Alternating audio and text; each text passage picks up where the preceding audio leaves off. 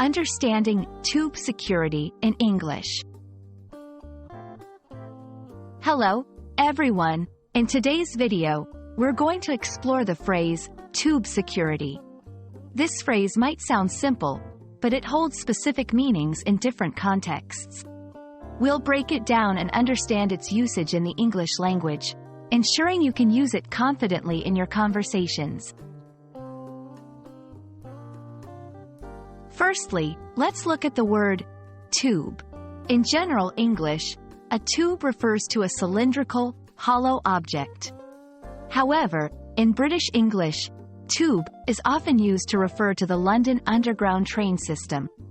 This system is a vital part of public transportation in London and is commonly known as the tube. Now, let's move to the word security. Security refers to measures taken to ensure safety or prevent unauthorized access. In the context of public transportation, it means the efforts and systems in place to keep passengers and staff safe. Combining the two words, tube security specifically refers to the safety and security measures in the London Underground system. This includes things like CCTV cameras, security personnel, safety protocols, and emergency procedures. It's a crucial aspect of ensuring a safe travel environment for millions of commuters.